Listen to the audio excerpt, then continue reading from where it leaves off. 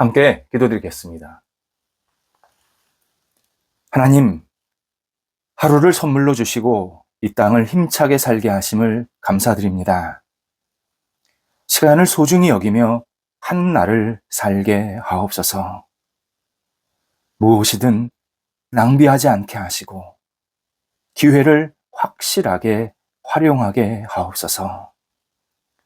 저희 감정과 경험을 의존하면서 주님의 뜻을 놓치지 않게 하옵소서. 저희 의와 욕정을 내세우며 주님의 마음을 저버리지 않게 하옵소서. 주께서 주신 은혜로 은혜 넘치는 하루가 되게 하옵소서. 주께서 허락하신 용서로 주님께 인정받고 영광 돌리는 날이 되게 하옵소서. 병상에 있는 사랑하는 환우들을 오늘도 성령께서 어루만져 주옵소서. 힘 주시고 희망 주시고 회복 주시고 평안을 허락하여 주옵소서. 사랑하는 환우들이 하나님을 바라볼 때에 마음에 기쁨이 있게 하시고 안정됨이 있게 하시고 더 나아짐이 있게 하여 주셔서 오늘도 가정에서 병원에서 여러 가지 가려와 진찰, 재활을 논하는 시간을 통해서 하나님의 능력의 손길을 경험케 하옵소서. 환우들이 하나님을 바라볼 때마다 충만한 은혜가 날마다 넘치게 하사 흔들림이 없게 하시고 매일 주님과 동행하는 삶이 이어지게 하옵소서. 옆에서 기도하시는 가족들 붙잡아 주셔서 힘 주시고 용기 주시고 삶의 터전도 안정되게 해주셔서 여러 가지 역할들을 감당하기에 어려움이 없도록 성령께서 날마다 든든하게 채워지게 하옵소서. 자녀들 주 앞에 내어 맡깁니다. 자녀들이 예수님 안에서 선하게 세워지게 하시고 말씀의 사람으로, 사랑의 사람으로, 은혜의 사람으로 이 땅을 신실하게 살아가도록 인도하옵소서. 학업에 있는 자녀들 공부할 때 최선을 다하게 하시고 집중하게 하시고 마음에 열정이 있게 하여 주셔서 끊임없이 공부를 통해서 어떻게 살아야 될지 도전하게 하시고 꿈을 꾸게 하시고 하나님의 뜻을 이룰 수 있도록 인도하옵소서. 수능을 앞두고 있는 자녀들 붙잡아 주셔서 공부할 때에 지치지 않게 하시고 잘 마무리하게 하시고 모자른 부분들은 성령께서 친히 채워주셔서 하나하나 잘 공부하며 임할 수 있도록 인도하옵소서. 하나님, 이 공부 시간을 소중히 여기며 감사의 고백으로 채워나가도록 인도하옵소서. 어린 자녀들 무럭무럭 예수님 사랑하며 의지하며 평생 주님 안에 거하는 믿음의 백성들이 되게 하시고 하나님을 경외하며 의지하는 하나님의 사람들로 날마다 성장, 성숙해 갈 수 있도록 인도하옵소서. 장래, 일, 직업, 만남, 또 인생의 여러 가지 어려움을 가지고 기도하고 있는 자녀들 붙잡아 주셔서 하나님께서 주의 뜻을 이룰 수 있는 놀라운 은총이 생기게 하시고 문이 열리게 하시고 적실한 결과가 있게 하시며 하나님을 영화롭게 하는 만남의 복이 있게 하여 주셔서 오직 하나님 때문에 우리 자녀들이 건승하게 하시고 하나님 앞에서 날마다 새롭게 설 수 있도록 은혜 위에 은혜를 덧입혀 주옵소서. 성도들의 일터를 붙잡아 주옵소서. 사업처, 가게, 직장, 학교, 각자 맡겨진 역할들 하나님 하나하나 성령이 운행하여 주시고 주님께서 친히 역사하여 주셔서 주님의 뜻을 이루는 모든 일터들이 되도록 인도하옵소서. 어떠한 일을 하든지 하나님을 영화롭게 하는데 부족하지 않게 하시고 하나님 나라의 쓰임받게 하시고 주님을 더욱더 의지하며 바라보는 믿음의 깊이가 깊이 내려가는 하나님의 기뻐하시는 사업처가 일터가 되도록 인도하옵소서. 어려움 중에 있는 일터 주님께서 하시나이다.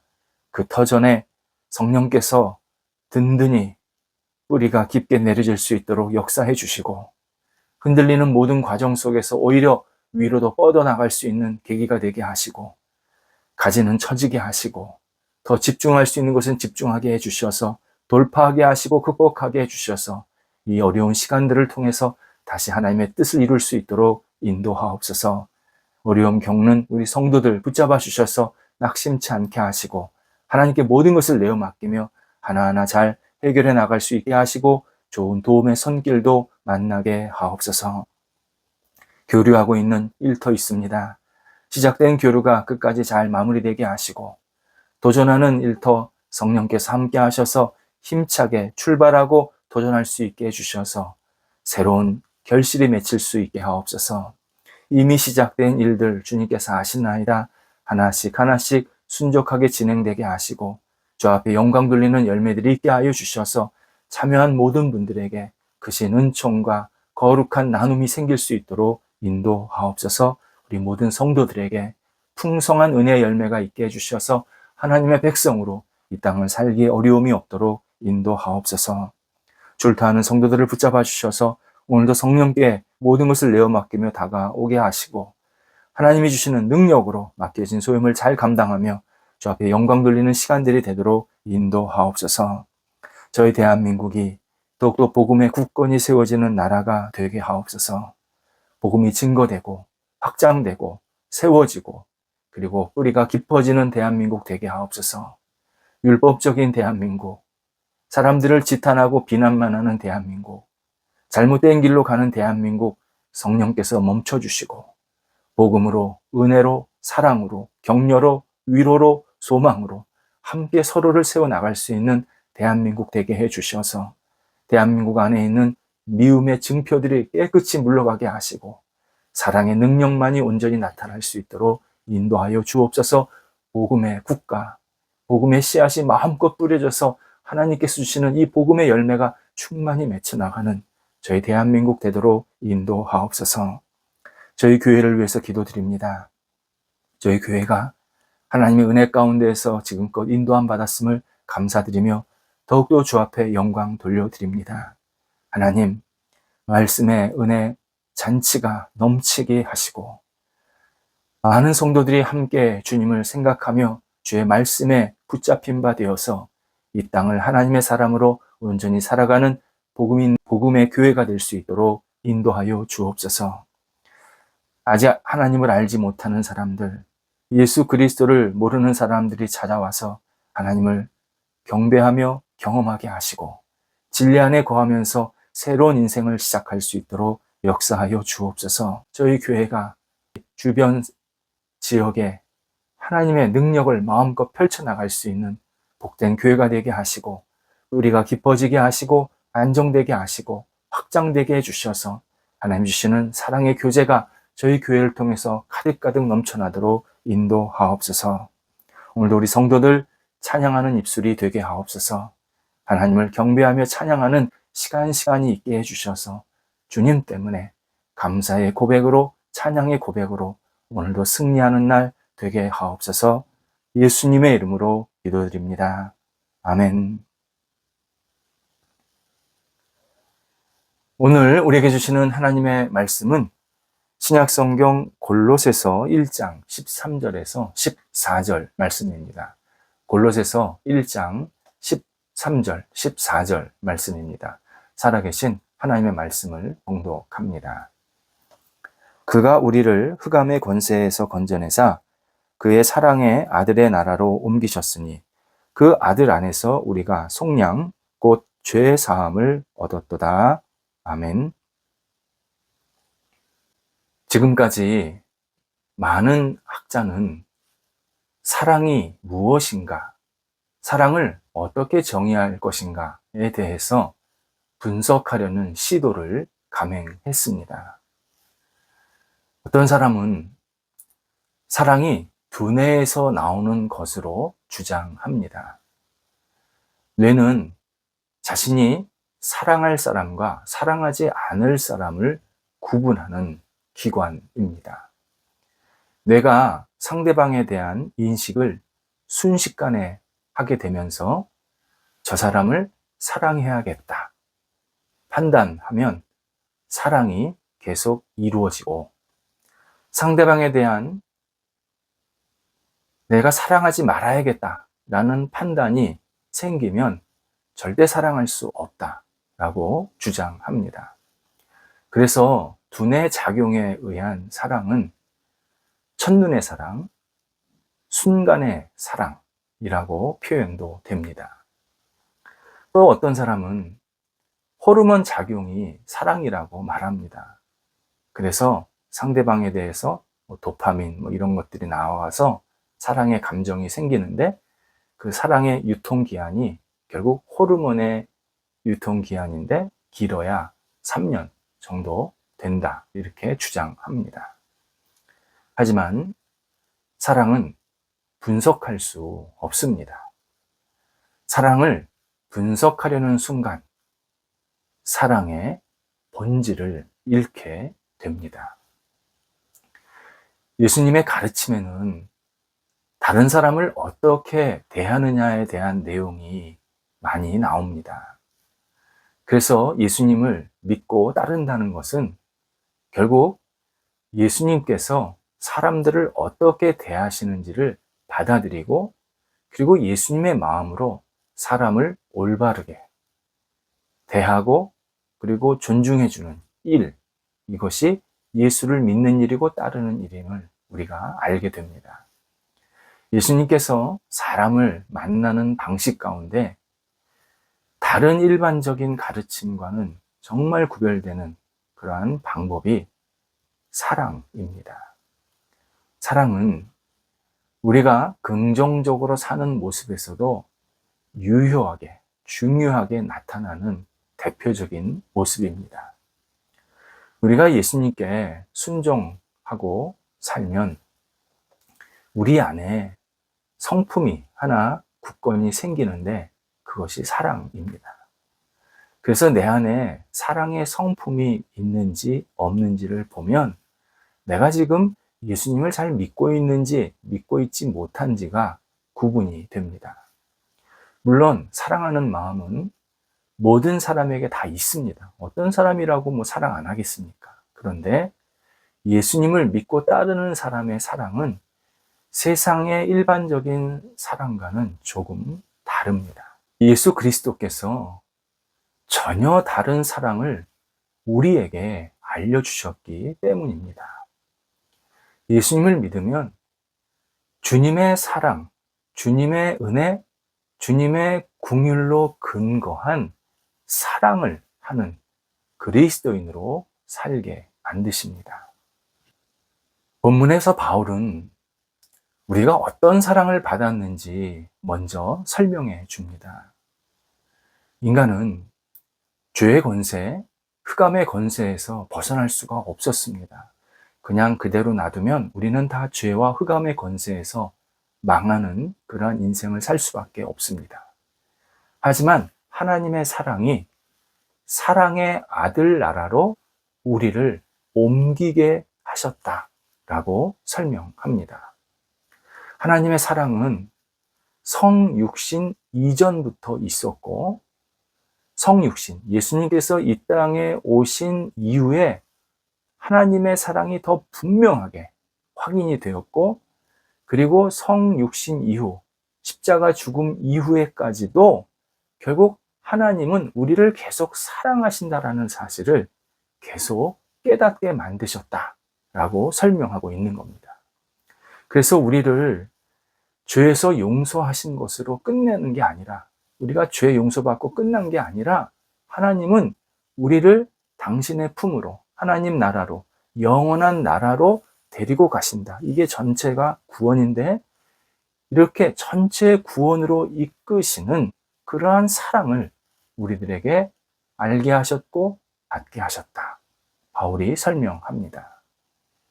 왜 이런 사랑으로 우리를 인도하시고 채우실까 생각해야 합니다.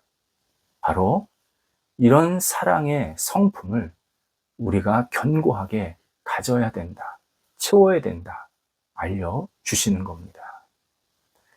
사랑을 영어로 love라고 합니다. love. 우리는 사랑이라는 표현만 알고 있지만 실제로 이 단어는 굉장히 다양하게 풀이가 됩니다. 식물이 물을 필요로 하다라고 할 때 러브라고 씁니다. 테니스 경기에서 아직 점수를 내지 못하면 러브라고 표현합니다. 한 나라의 국민이 자기 나라의 국가 또는 국기를 존중한다 라고 말할 때 러브라고 쓰고, 특정 음식이나 음악을 좋아한다, 즐겨 듣는다, 먹는다 라고 할 때도 러브라고 씁니다. 러브는 두 사람이 사랑한다 라는 그러한 시간만 있을 때만 쓰는 단어가 아닙니다. 사랑이 이렇게 다양하게 풀이가 되는데, 미움이라는 단어, hate라고 하지 않습니까? 이 미움이라는 단어는 매우 직선적이고 단편적입니다.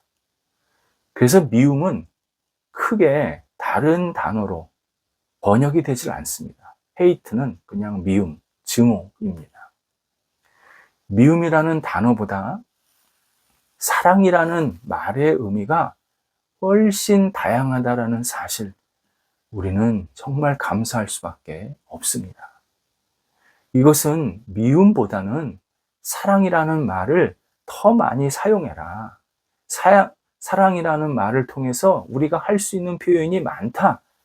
이것을 알려주시는 주님의 뜻입니다. 사랑은 하나님께 받은 선물입니다. 그리고 사랑은 감추어져 있지 않고 반드시 행동으로 드러납니다. 미움은 이기적이지만 사랑은 상대방을 생각하고 또 생각합니다. 미움은 자기 희생이 없지만 사랑은 타인을 위한 자기 포기가 비일비재하게 일어납니다. 미움은 생명을 앗아가는 것이지만 사랑은 생명을 나눕니다. 미움은 삶을 추하게 만들지만 사랑은 삶을 아름답게 만듭니다. 미움은 나쁜 향기가 풀풀 나오지만 사랑은 선한 영향이 풍성하게 나타납니다. 그래서 사랑의 쓰임새 가운데 가장 기초적이고 원초적이고 중요한 표현이 하나님과 우리와의 관계를 나타내는 데 쓰는 겁니다. 이 러브라는 단어가 하나님과 우리와의 사랑의 관계를 표현할 때도 쓰는 단어입니다. 하나님이 우리를 사랑하고 우리가 하나님을 사랑한다고 할 때 그 표현이 그냥 보통 사람이 생각하는 그러한 대면대면한 사랑, 그러한 적당한 사랑이 아니라 서로에게 목숨을 내어주는 사랑, 진지한 사랑, 그것도 역시 러브라는 말을 쓰게 됩니다. 하나님은 예수 그리스도를 통해서 우리에게 당신의 생명을 주셨습니다. 그 생명의 사랑을 받은 우리는 하나님의 생명 다해서 하나님을 사랑한다고 고백할 수 있어야 합니다. 하나님을 사랑하기에 우리는 타인과의 관계에서도 얼마든지 이타주의로 살 수 있게 되었고 자기 희생도 가능하게 되었습니다. 이것이 사랑의 본질적인 의미입니다. 예수님은 사랑에 관한 최고의 가치를 우리에게 알려주셨습니다. 그래서 사랑은 기독교 신앙의 상징이고 본질이고 그리고 핵심 언어입니다. 기독교 신앙, 그러면 사랑입니다. 물론 다른 종교에서도 사랑을 말합니다. 하지만 기독교 신앙에서 말하는 사랑은 그러한 일반적인 사랑, 종교적인 사랑과는 차원이 다릅니다. 예수님을 믿는 사람은 차원이 다른 사랑을 한다는 이 공식을 만들기 위해서 우리의 신앙의 선조들이 오랫동안 얼마나 헌신하고 희생했는지 모릅니다. 처음에 예수 그리스도를 믿었던 사람들, 초기 그리스도인들이 1세기 그리스도인들이죠. 예수님의 사랑을 경험하고 난 다음에 주체할 수가 없어서 그 사랑을 주변 사람들에게 계속 나누기 시작했습니다. 그래서 1세기서부터 4세기 초까지는 정말 그리스도인 그러면 사랑이 풍성한 사람들, 그렇게 평가받았고 인정받았습니다. 하지만 4세기 초 이후부터 사랑은 사라지고 사랑 없이 분열하고 다투면서 그동안 쌓았던 그 소중한 명성을 다 잃어버리게 됩니다. 기독교 신앙은 갈등과 분리를 잘하는 신앙이다. 이런 평가를 역사 속에서 얻게 되었고, 이런 평가들이 자주 역사에서 나타났음을 우리가 확인하게 됩니다. 신앙인 다시 진실한 사랑의 삶으로 세워져야 합니다. 신앙인은 세상에 살지만 세속적 사랑으로 사는 사람은 아닙니다. 하나님의 사랑을 받은 사람들이고 얼마든지 사랑할 수 있는 능력을 갖춘 사람들입니다. 사랑을 배우지 못하면 사랑에 무지합니다. 사랑을 경험하지 못하면 사랑에 서툽니다.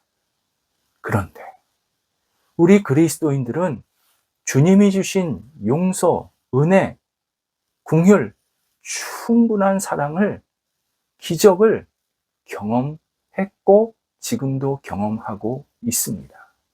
그렇다면 우리는 다른 사람을 얼마든지 사랑할 수 있는 성품으로 세워질 수 있습니다. 그런 능력 우리 안에 지금 주셨습니다. 오늘 우리 주님의 사랑 다시 묵상해야 합니다. 그리고 세상에서 말하는 사랑이 아니라 예수 그리스도의 사랑으로 우리의 성품을 채워주옵소서. 예수 그리스도의 그 놀라우신 기적의 사랑으로 우리가 오늘 살아가게 하옵소서. 다시 주님을 바라보면서 삶을 시작할 때 하나님께서 기뻐하시는 사랑의 열매가 맺히게 하십니다. 우리는 미움의 사람이 아니라 사랑의 사람입니다. 예수 그리스도의 사랑으로 우리가 사랑의 성품으로 날마다 성장 성숙해 갈 때 하나님께 영광이 되는 삶을 살게 만드십니다. 기도하겠습니다.